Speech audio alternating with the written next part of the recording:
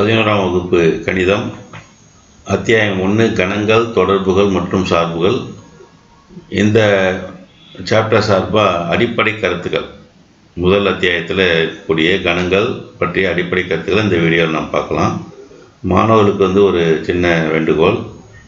பொதுவாக கணிதம் படிக்கிறவங்க என்ன பண்ணுறீங்கன்னா, நேரடியாக இப்போது இருக்கக்கூடிய மாணவர்கள் நேரடியாக எடுத்துக்காட்டு கணக்கு, பயிற்சி கணக்கு போட ஆரம்பிச்சிடுறீங்க. அந்த மாதிரி போடுறதுனால என்ன பிரச்சனை வருதுன்னா, இந்த கணிதத்தில் இருக்கக்கூடிய ஒவ்வொரு அடிப்படை கருத்து எதுவுமே தெரியாமல் நேரடியாக கணக்கு போட போகும்போது நிறைய பிரச்சனைகளை மாணவர்கள் சந்திக்கிறாங்க. கணக்கு புரியல அப்படின்னு சொல்கிறாங்க. அதுக்கு காரணம் என்ன, அடிப்படை கருத்துக்களை தெரிஞ்சிக்காமல் போகிறது தான். அதனால் முதல்ல நீங்கள் கணக்கு சுலபமாக புரிஞ்சிக்கணும், கணிதத்தில் நீங்கள் நிறைய மதிப்பெண் வாங்கணும் அப்படின்னு நினச்சிங்கன்னு சொன்னால் அடிப்படை கருத்துக்களை நல்லா படிங்க, வரையறையை படிங்க. முடிவுகள் கொடுத்துருப்பாங்க, ஒவ்வொரு புக்கில் ஒவ்வொரு இதுக்குலேயும் முடிவுகள் கொடுத்துருப்பாங்க, குறிப்புரையும் கொடுத்துருப்பாங்க. அதெல்லாம் நீங்கள் படித்தோம்னா தான் நம்ம பயிற்சி கணக்குலையும் எடுத்துக்காட்டு கணக்குலையும் போடும்போது நமக்கு ரொம்ப சுலபமாக இருக்கும். அதுக்காக தான் இந்த டிஎன் மேத்ஸ் மேட் ஈஸி என்ற இந்த யூடியூப் சேனலில் அடிப்படை கருத்துக்களுக்கு முக்கியத்துவம் கொடுத்து முதல்ல நாங்கள் வீடியோ போட்டிருக்கேன். இதை நீங்கள் தரவாக படிச்சிட்டிங்கன்னு சொன்னால் நிச்சயமாக உங்களுக்கு எந்த பயிற்சி கணக்காக இருந்தாலும் சரி, எந்த எடுத்துக்காட்டு கணக்காக இருந்தாலும் சரி, அல்லது ஒரு போட்டித் தேர்வுக்கு நீங்கள் போகிறீங்க அப்படின்னா கூட அந்த போட்டித் தேர்வுகளில் கேட்கக்கூடிய வினாக்களை கூட நீங்கள் தைரியமாக விடையளிக்கக்கூடிய ஒரு தகுதி உங்களுக்கு கிடைச்சிரும். எனவே இது நீங்கள் இந்த சேனலை சப்ஸ்கிரைப் பண்ணி பெல் பட்டன் அழுத்தி ஆல் அப்படின்றத செலக்ட் பண்ணி வச்சிங்கன்னா இந்த வீடியோ எல்லாமே உங்களுக்கு நோட்டிஃபிகேஷனாக வந்துடும். இது உங்களுக்கு பிடிச்சிருந்ததுன்னா உங்கள் ஃப்ரெண்ட்ஸுக்கும் நீங்கள் ஷேர் பண்ணுங்கள். இப்போ முதல்ல கணம்னா என்ன அப்படின்னு பார்ப்போம். செட், முறையாக வரையறுக்கப்பட்ட பொருட்களின் தொகுப்பு கணம் எனப்படும். இந்த வார்த்தை பாருங்கள், முறையாக, வெல் டிஃபைன் அப்படின்னு சொல்லியிருக்கோம். முறையாக வரையறுக்கப்பட்ட அப்படின்னா என்ன பொருள் அப்படின்னு முதல்ல நம்ம தெரிஞ்சுக்கணும். அது ஒரு சில எடுத்துக்காட்டுகள் மூலமாக உங்களுக்கு விளக்குனா உங்களுக்கு சுலபமாக புரிஞ்சிக்கலாம். சரியா? பொருட்கள் இருக்குது, அந்த பொருட்கள் எல்லாமே பொருட்களுக்கு ஒவ்வொன்றுக்கும் ஒரு தன்மை இருக்கும். அந்த தன்மை முறையாக இருக்கணும். முறையாக சொல்லியிருந்தோம்னா அது கணம்னு சொல்லலாம் அப்படின்னு சொல்கிறோம். சரி, இங்கே பாருங்கள், முதல்ல கொடுத்தக்கூடிய இந்த கூற்று ஏலன்களின் தொகுப்பு அப்படின்னு சொல்கிறோம். இந்த ஏலன்களின் தொகுப்புனா எல்லாத்துக்குமே நமக்கு உடனே சொல்லிடலாம். ஏலன்கள் எது எது, 1, 2, 3 இந்த மாதிரி போகக்கூடிய எண்களுக்கு என்ன பேர், ஏலன்கள்னு சொல்ல முடியும் நம்மளால். அதே மாதிரி ஆங்கில எழுத்துக்களின் தொகுப்பு அப்படின்னு சொன்னால் உடனே நம்ம யாராக இருந்தாலும் பதில் சொல்ல முடியும். காரணம் என்னென்னா, எது எதெல்லாம் ஆங்கில எழுத்து நமக்கு தெரியும். A, B, C, D எது வரைக்கும் Z வரைக்கும் இருக்கக்கூடிய எழுத்துக்கள் ஆங்கில எழுத்துக்களின் தொகுப்புன்னு சொல்லிடலாம். இந்த எழுத்துக்களெல்லாம் ஆங்கில எழுத்துக்கள். ஆனால் இந்த 3வது கூற்றையும் 4வது கூற்றையும் பாருங்கள். ஒரு வகுப்பில் உள்ள நல்ல மாணவர்களின் தொகுப்பு, நல்ல மாணவர்களின் தொகுப்புன்னு சொல்கிறாங்க. 4வது கூற்றில் ஒரு தோட்டத்தில் உள்ள அழகான மலர்களின் தொகுப்பு அப்படின்னு சொல்கிறாங்க. ஸோ இப்போது ஒரு வகுப்பில் நல்ல மாணவர் யாருன்னு சொல்லி ஒரு ஆசிரியர்கிட்ட கேட்குறாங்க. நிறைய வகுப்புக்கு 2-3 ஆசிரியர் போகிறாங்கன்னு வச்சுக்கோங்க. அந்த ஆசிரியர்கிட்ட இந்த வகுப்பில் யாருங்க நல்ல மாணவர்னு கேட்டால் ஒருத்தர் என்ன சொல்லுவார்னா, இந்த மாணவன் ரொம்ப நல்லா படிக்கிறான், அதனால் இந்த மாணவன் நல்ல மாணவன் சொல்லுவார். இந்த மாணவன் தொடர்ந்து பள்ளிக்கு வரான், அதனால் இவன் நல்ல மாணவன் சொல்லுவார். இவர் இன்னொரு ஆசிரியர் கேட்ட என்ன சொல்லுவார், இவன் இந்த மாணவன் எல்லாரையும் மதிக்க தெரிஞ்சிருக்கிறான், அதனால் இவன் நல்ல மாணவன் சொல்லுவாங்க. ஆக இந்த நல்ல மாணவர் அப்படின்றது ஒவ்வொருவருக்கும் ஒரு மாதிரி கருத்து வேறுபாடு வரதுக்கு காரணமாக இருக்கும். பொதுவாக நம்ம நல்ல மாணவருக்கு சொல்ல முடியாது. எப்படி ஏலன்களின் தொகுப்புன்னு சொன்ன உடனே 1, 2 சொல்கிறோமோ அந்த மாதிரி நல்ல மாணவர்னா உடனே நல்ல மாணவன் சொல்ல முடியாது. அதே மாதிரி ஒரு தோட்டத்தில் கொண்டு போய் சிலர் விட்டுட்டு நீங்கள் போய் அழகான மலர்கள்லாம் பறிச்சுட்டு வாங்க அப்படின்னு சொன்னோம்னா அவங்க என்ன சொல்லுவாங்க, அழகான மலர்னா ஒருத்தர் போயிட்டு ரோஜா பூவை பறிப்பார், ஒருத்தர் மல்லிகைப்பூவை பறிப்பாங்க. ஸோ அவங்கவுங்களுக்கு எது அழகாக தெரியுதோ அதை போய் நம்ம என்ன பண்ணுவாங்க, பறிச்சுட்டு வாங்க. அப்போ அதுக்கும் பொதுவான ஒரு அழகானன்ற அந்த வார்த்தைக்கும் ஒரு பொதுவான ஒரு பொருள் இருக்காது. இந்த மாதிரி தெளிவில்லாத ஒரு குழப்பமான ஒரு வார்த்தைகளில் ஒரு கூட்டில் வந்ததுன்னா அது என்னவா இருக்காது, கனமாக இருக்காது. ஆக இந்த 1வது கூட்டும் 2வது கூட்டும் என்னவா இருக்கும், நிச்சயமாக கனமாக இருக்கும், கணத்தை உருவாக்கும். சரியா? செட் அப்படின்னு சொல்லலாம். ஏன்னா அது முறையாக வரையறுத்துருக்குது. ஆனால் இந்த ரெண்டும் என்ன கிடையாது, கணம் கிடையாது. சரியா? என்ன காரணம்னா இந்த வார்த்தைகள் எது, இந்த நல்ல, அப்படியே அழகான இந்த மாதிரி வார்த்தைகள் தெளிவான ஒரு பொருளை கொடுக்காதனால, முறையாக வரையறுக்கப்படாதனால அந்த வார்த்தைகளை கொண்ட அந்த கூட்டுகள் என்னவா இருக்காது, கணமாக இருக்காது. இதுதான் வந்து நம்ம முறையாக வரையறுக்கப்பட்ட பொருட்களின் தொகுப்புக்கு பேர் என்ன சொல்கிறோம், கணம் என்று சொல்லுகிறோம். அடுத்தது ஒரு கணத்தை நம்ம எப்படி குறிப்போம் அப்படின்னு பார்த்தீங்கன்னா, அது அதுக்காக குறியீடு உருவாக்கியிருக்காங்க. பொதுவாக ஒரு கணமானது கேபிட்டலில் அந்த பெரிய எழுத்துன்னு சொல்லுவோம், இங்கிலீஷில் ஆங்கில பெரிய எழுத்துக்கள்னு சொல்லுவோம் இல்லையா, capital letters A, B, P, Q, X, Y, Z இந்த மாதிரி ஆங்கில பெரிய எழுத்துக்களால் வந்து கணமானது குறிக்கப்படும். சரியா?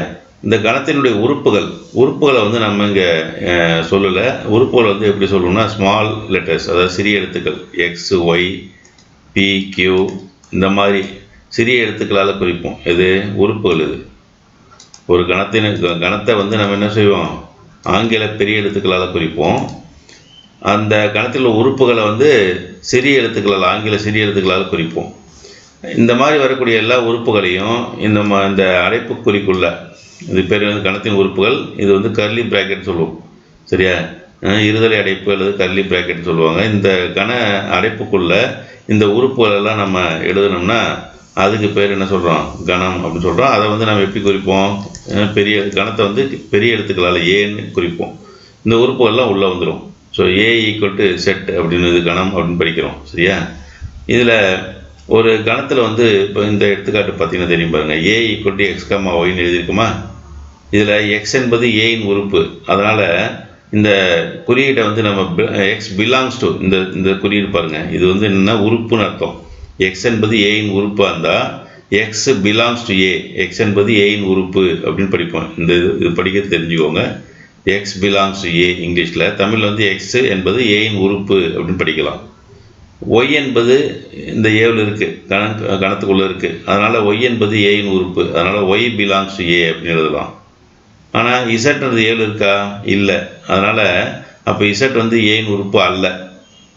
அப்போ அது எப்படி எழுதலாம், இந்த சிம்பிள் போடுறோம் இல்லையா, பிலாங்ஸ் டு சிம்பிள், அது மேலே ஒரு குறுக்கு கோடு போட்டோம்னா அது அந்த உறுப்பு இல்லைன்றதை குறிக்கும். Z does not belong to A, அது இசட் என்பது ஏயின் உறுப்பு அல்ல அப்படின்னு சொல்கிறோம். இந்த குறியீடுகள் நம்ம தெரிஞ்சுக்கணும். சரி, இதுதான் வந்து அப்போது பெரிய எழுத்துக்கள், ஆங்கில பெரிய எழுத்துக்களில் கணத்தை குறிப்பிடுறோம். கணம்ன்றதை வந்து அப்படி குறிக்கலாம், ABCDன்னு குறிக்கலாம். அந்த கணத்துக்குள்ளே இருக்கக்கூடிய உறுப்புகளை வந்து ஆங்கில சிறிய எழுத்துக்களால் குறிப்பிடுவோம். இந்த சிம்பிள் வந்து பிலாங்ஸ் டு உறுப்பு அப்படின்றத குறிக்கும். இது வந்து உறுப்பு இல்லைன்றதை குறிக்கும். அடுத்த ஒரு கருத்து என்னென்னா, A மற்றும் B என்பன இரு கணங்களாயின் A belongs to B என எழுதுவது சரியான பொருள் தருமா அப்படின்னு கேட்டிருக்காங்க. இப்போ இதுக்கு நம்ம 9th படித்த அந்த கணங்கள் பற்றிய கருத்தை வந்து நம்ம நினைவு கூறலாம். என்னென்னா, இப்போது செட்டு கணம் ஏன்றதை வந்து என்ன அப்படின்னு சொல்கிறோன்னா 2, 3ன்னு எடுத்துக்கிறோன்னு வச்சுக்கோங்க. இப்போ இதுலேருந்து என்ன சொல்லலாம்னா, இந்த 2 என்பது எதோட உறுப்பு, ஏவோட உறுப்பு. 3ன்றது என்ன, 3 என்பது ஏவோட உறுப்பு அப்படின்னு சொல்ல முடியும். ஆக ஒரு கணத்தில் இருக்கக்கூடிய உறுப்புகளை நம்ம இந்த மாதிரி எழுதலாம். இந்த பிலாங்ஸ் டு உறுப்புன்ற குறியீட்டை நம்ம என்ன செய்யலாம், ஒரு உறுப்புக்கும், இப்போ 2ன்றது ஒரு உறுப்பு, ஏன்றது கணம். அப்போ ஒரு உறுப்புக்கும் கணத்துக்கும் இடையில் தானே இந்த குறியீடு, உறுப்புன்ற குறியீடு பயன்படுத்தணும் அப்படின்னு தான் நம்ம படிச்சிருப்போம் 9th. ஆனால் அதே 9ஆம் கிளாஸில் வந்து நமக்கு அப்படி இல்லை, வேறு மாதிரி நம்ம பயன்படுத்தலாம்னு சொல்லியிருக்காங்க. இப்போ என்ன கேட்டிருக்காங்கன்னா, ஒரு கணமே வந்து இன்னொரு கணத்துக்கு உறுப்பாக இருக்குமா அப்படின்றது தான் அந்த கேள்வி. A மற்றும் Bன்னு 2 கணங்களாக இருந்தால் ஏன்ற கணம் B என்ற கணத்துக்கு உறுப்பாக இருக்குமா, இருக்காதா, இது வந்து நம்ம அந்த மாதிரி எழுது சரிதானா அப்படின்னு சொல்லி கேட்டிருக்கிறாங்க. சரி, இப்போ இதை நம்ம வந்து ஒரு எடுத்துக்காட்டு மூலமாக உங்களுக்கு சொல்லலாம் பாருங்கள். என்ன எடுத்துக்காட்டு கொடுக்கலான்னா, A என்ற கணத்தை வந்து நம்ம 1, 2ன்னு எடுத்துக்கலாம். சரியா? அதே மாதிரி கணம் B அப்படின்றத எப்படி எடுத்துக்கலாம் பாருங்கள்.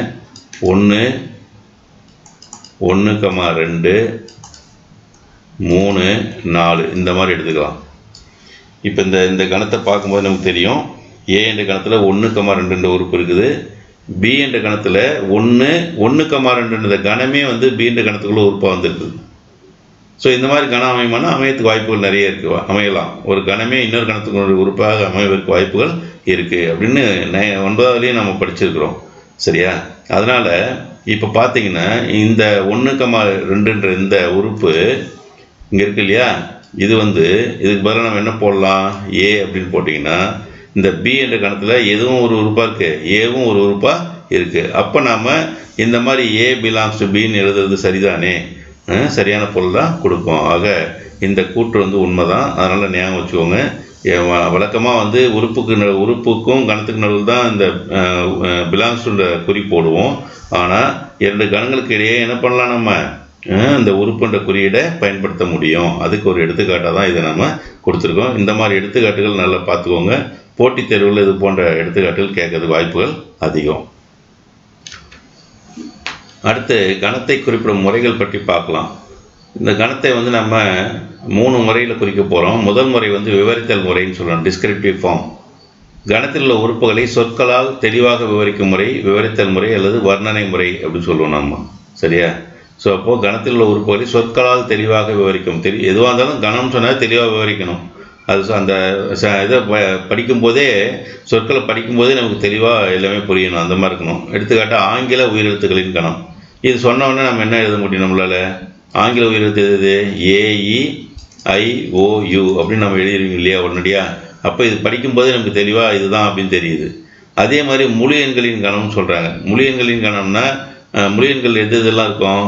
0, 1, 2, 3 இப்படிப்பட்ட எண்களுக்கு என்ன பேர்? முழு எண்கள்னு சொல்கிறோம்.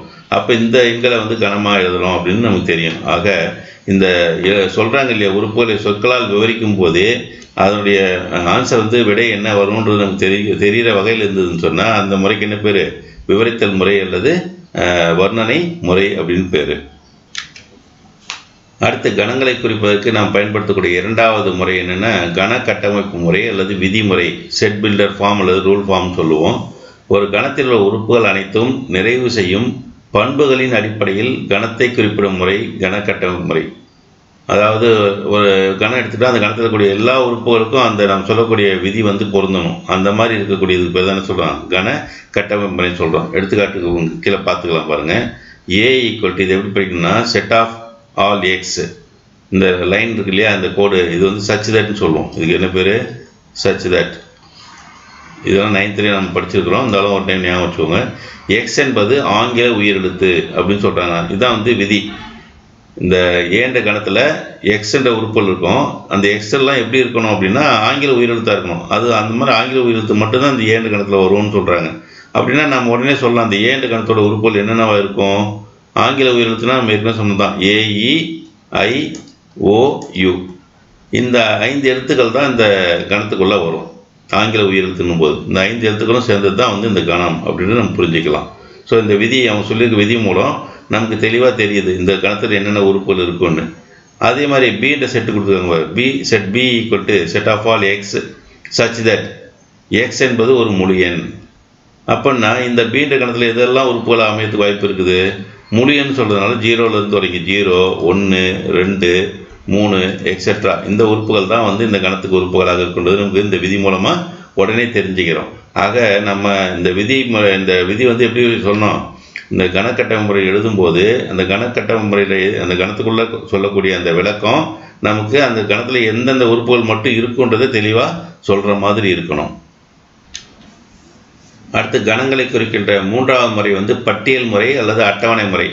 இதெல்லாம் ரொம்ப நமக்கு அடிக்கடி கணக்குகளை பயன்படக்கூடியது. ரோஸ்டர் ஃபார்ம் அல்லது டேபிளர் ஃபார்ம் சொல்லுவோம். ஒரு கணத்தில் உள்ள அனைத்து உறுப்புகளையும் பட்டியலிடுவது பட்டியல் முறை அல்லது அட்டவணை முறை என்று அழைக்கப்படுகிறது.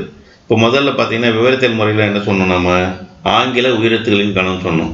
ஒன்று ஆங்கில உயிரெழுத்து என்னன்றதை எழுதணும். நம்ம AEIOன்னு எழுதணும் இல்லையா?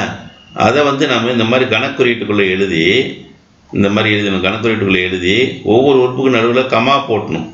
இப்போ AEIOUன்றது தான் ஆங்கில உயிரெழுத்துக்கள்னு தெரியும். அதை கணக்குறியீட்டுக்குள்ளே இந்த அடைப்பு இருக்கிற இருதலை அடைப்பு, இந்த அடைப்புக்குறிக்குள்ளே அந்த உறுப்புகளை எழுதி ஒவ்வொரு உறுப்புக்கு நடுவில் கமா போட்டு எழுதுனா அந்த முறைக்கு என்ன பேர்? பட்டியல் முறைன்னு பேர். 2வது ஒரு முறை சொன்னோம், என்ன? கணக்கட்டமை முறை. அதில் இருக்கிறதையும் இந்த மாதிரி நம்ம பட்டியல் முறைக்கு மாற்றணும். ஆக என்ன தெரிஞ்சுக்கணுன்னா இந்த 3 முறையும் ஒன்றுக்கு ஒன்று தொடர்புடையது.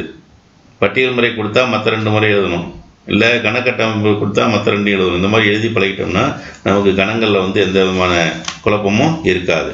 அடுத்து பாருங்கள், இதே வந்து 2வது எடுத்துக்காட்டாக 2லேயும் என்ன கொடுத்துருந்தோம்? முழு எண்களின் கணம் கொடுத்துருந்தோம். முழு எண்கள் எதுன்னு சொன்னோம்? 0, 1, 2, 3ன்னு சொன்னோம் இல்லையா? அந்த எண்களை இந்த கணக்குறியீட்டுக்குள்ளே எழுதி இந்த அடைப்புக்குறிக்குள்ளே எழுதி ஒவ்வொரு உறுப்புக்கும் நடுவில் கமா போட்டு எழுதணும்னா அதுக்கு என்ன பேர்? முழு எண்களின். இதை பார்த்தோன்னே என்ன சொல்லலாம்? இது முழு எண்களின் கணம் அப்படின்னு சொல்லலாம். இந்த 3 கோடு போட்டு 3 புள்ளி வச்சுருக்க பாருங்க, இதுக்கு வந்து எலிப்சிஸ்ன்னு பேர். இந்த மாதிரி 3 புள்ளி வச்சா தொடர்ந்து அது போயிட்டே இருக்குன்னு அர்த்தம். சரியா? முடிவு இந்த இது வந்து எலிப்சிஸ்ன்னு சொல்லுவோம். இதை பார்த்துக்கோங்க. இந்த கணத்தை எப்படி படிக்கணும்? முழு எண்களின் கணமாக இதை நம்ம எடுத்துக்கிறோம். ஏன்னா 0, 1, 2, 3ன்றதெல்லாம் என்ன எண்கள்? முழு எண்கள். ஆக இந்த மாதிரி எழுதக்கூடிய முறைக்கு என்ன பேர்? பட்டியல் முறை அல்லது அட்டவணை முறை என்று பெயர். கணங்களினுடைய வகைகளை பார்க்கலாம். அடுத்தது டைப்ஸ் ஆஃப் செட்ஸ். முதல்ல வெற்று கணம் அப்படின்னா என்னன்னு பார்ப்போம். வெற்று கணம் அல்லது வெறுமை கணம். எந்த ஒரு உறுப்பும் இல்லாத கணம் வெற்று கணம் அல்லது வெற்றிட கணம் எனப்படும், அல்லது வெறுமை கணம் எனப்படும். இந்த வெற்று கணத்தை வந்து நம்ம இந்த மாதிரி குறியீட்டால் குறிப்போம். 2 அடைப்பு குறி போட்டு அதுக்குள்ளே எந்த உறுப்புமே எழுதலைன்னா அதுக்கு என்ன பேர்? வெற்று கணம்னு பேர். அல்லது இந்த மாதிரி பையின்ற குறியீட்டால் குறிப்போம். இது 2 தான் நம்ம வந்து வெற்று கணத்தை குறிக்கக்கூடிய குறியீடுகள். ஸோ அப்போ இதுக்கு வெற்று கணத்துக்கு எடுத்துக்காட்டு என்ன கொடுத்துக்கான்னு பாருங்கள். அப்போ எந்த உறுப்புமே இருக்கக்கூடாது. அந்த கணத்துக்குள்ளே எந்த உறுப்புமே இல்லைன்னா அதுக்கு என்ன பேர்? வெற்று கணம்னு பெயர். இப்போ முதல் எடுத்துக்காட்டு பாருங்கள். A = set of x. இந்த மாதிரி 2 டாட் போட்டாலும் அதுவும் சச் தட் தான். முன்ன ஒரு லைன் கோடு போட்டிருந்தோம், இது வந்து டாட் போட்டிருக்கோம். இப்போ இது எப்படி படிக்கணும்? Set of all x such that x என்பது ஓர் ஒற்றைப்படை எண் மற்றும் 2ஆல் மீதியின்றி வகுப்படும் எண். ஒற்றைப்படை எண் அப்படின்னா நமக்கு தெரியும் இல்லையா? என்னென்ன? 1, 3, 5 இதெல்லாம் சொல்லலாம். இதில் வந்து 2ஆல் மீதியின்றி வகுப்படணுன்றாங்க. ஒற்றைப்படை இந்த கணத்தில் ஏன்ற கணத்தில் இருக்கக்கூடிய உறுப்புகள் எப்படி இருக்கணும்? ஒற்றைப்படை எண்ணாகவும் இருக்கணும். அப்புறம் வந்து 2ஆல் மீதியின்றி வகுப்படை எண்ணாகவும் இருக்கணும். அதுக்கு வாய்ப்பு இருக்கா பாருங்கள். எந்த ஒரு ஒற்றைப்படை எண்ணையும் 2ஆல் வகுத்தோம்னா மீதி வந்து 1ன்னு வரும். இப்போ 3 2ஆல் வகுத்தா 1 வரும், 5 2ஆல் வகுத்தா 1 வரும். ஆக இந்த எண்கள் வந்து மீதியின்றி 2ஆல் வகுப்படாது. அதனால் இந்த கணத்தில் வந்து உறுப்புகள் எதுவுமே என்ன இருக்காது? இந்த கட்டுப்பாட்டுக்கு உட்பட்ட உறுப்புகள் எதுவுமே இந்த கணத்தில் இருக்காது. அதனால் ஏன்ற கணம் என்ன கணம்? வெற்று கணம். சொல்கிறது புரியுது இல்லையா? அடுத்தது எண்கள் 1 மற்றும் 2க்கு இடையே உள்ள முழுக்களின் கணம் சொல்கிறாங்க. இப்போ 1 அப்புறம் வந்து 1 (x) <2ன்னு, அதாவது 1, 2 இந்த 2 எண்களுக்கு இடைப்பட்ட முழுக்களின் கணம். வாய்ப்பு இருக்கா? முழுக்களின் கணம் 1க்கு அப்புறம் 2 தான் இருக்கும். அது இயலெண்ணாக இருந்தாலும் சரி, முழு எண்ணாக இருந்தாலும் சரி இல்லையா? முழுக்களாக இருந்தாலும் நமக்கு வந்து 1ன்றதுக்கு அப்புறம் வந்து என்ன இருக்கும்? 2 தான் இருக்கும். இங்கே முழுக்களின் கணத்தை சொல்கிறாங்க. முழுக்களின் கணம் சொன்னாலும் 1க்கு அப்புறம் என்ன இருக்கும்? 2 தான் ஒரு நடுவில் வந்து ஒரு முழு எண் வராது. அதனால் இந்த கணம் வந்து என்ன கணமாக இருக்கும்? வெற்று கணமாக இருக்கும். ஸோ இதெல்லாம் வந்து வெற்று கணத்துக்கு சில எடுத்துக்காட்டுகள் நம்ம நிறைய சொல்லலாம். அந்த மாதிரி அடுத்த கணம் வந்து ஓருறுப்பு கணம், சிங்கிள்டன் செட் அப்படின்னு சொல்லணும். இந்த பேர் பாருங்க, சிங்கிள்டன், ஓருறுப்பு கணம். தமிழில் அது பேரே வந்து ஓருறுப்பு கணம். அப்படின்னா ஒரே ஒரு உறுப்பு மட்டும் உடைய கணம். ஒரு கணத்துக்குள்ள ஒரே ஒரு உறுப்பு மட்டும் இருக்குன்னா அதுக்கு என்ன பேர்? ஓருறுப்பு கணம் அப்படின்னு பேர். இப்போ ஒரு 2 எக்ஸாம்பிள்ஸ் பார்க்கலாம் பாருங்கள். ஏன்ற கணத்தில் set of x such that 1 x <3. இங்கே என்ன வரையறை கொடுத்துருக்காங்க? விதியை பாருங்கள். எக்ஸ் என்பது 1 விட அதிகம், 3 விட குறைவு. X belongs to N. எக்ஸ்ன்றது ஏலன். அப்போ ஏலன்களில் 1க்கு அப்புறம் 2, 2க்கு அப்புறம் 3 வரணும். அப்படின்னா அந்த 1, 3ன்றதுக்கு இடையில எந்த உறுப்பு மட்டும் இருக்கும்? 2 என்ற உறுப்பு மட்டும்தான் இருக்கும். வேறு எதாவது இருக்கா? வாய்ப்பு இருக்கான்னா இருக்காது கட்டாயம். ஏன்னா இது வந்து ஏலன்களின் கணம். அப்படின்னா இந்த ஏன்ற கணம் என்ன கணம்? இதில் எத்தனை உறுப்பு இருக்குது? 2 என்ற ஒரே ஒரு உறுப்பு இருக்குது. அதனால் ஒரு உறுப்பு கணம் இது. சரி, அடுத்தது இரட்டை பகாயன்களின் கணம் சொல்கிறாங்க. பகாயன்களில் இரட்டை பகாயன் 1 தான். இது 2ன்றது தான். அதை நம்ம கணக்குறியீட்டுக்குள்ள எழுதணும்னா அப்போ எத்தனை உறுப்பு தான் இருக்கும்? ஒரே ஒரு உறுப்பு தான் இருக்கும். அதனால் இதுவும் என்ன கணம் தான்? ஒரு உறுப்பு கணம். மூணாவதாக பாருங்கள், A = சிங்கிள்டன் பை அப்படின்னு கொடுத்துருக்காங்க. அதாவது ஒரு உறுப்பு கணத்துக்குள்ள பை என்ற அந்த வெற்று கணம் மட்டும் ஒரு உறுப்பாக இருக்குது. வெற்று கணத்தில் எந்த உறுப்பு இருக்காது. ஆனால் வெற்று கணம் வந்து இன்னொரு கணத்துக்கு எப்படி இருக்கும்? உறுப்பாக இருக்கும் இல்லையா? அதனால் இந்த ஏ என்ற கணத்தில் ஒரே ஒரு உறுப்பு தான் இருக்குது. அது இது வெற்று கணம் மட்டும்தான். அப்படின்னா இதுவும் என்னது? ஒரு உறுப்பு கணம் தான். ஸோ இந்த மாதிரி ஒரு உறுப்பு கணத்துக்கு பார்த்தீங்கன்னா ஒரே ஒரு உறுப்பை கொண்ட கணத்துக்கு என்ன பேர் சொல்கிறோம்? ஒரு உறுப்பு கணம் என்று பெயர்.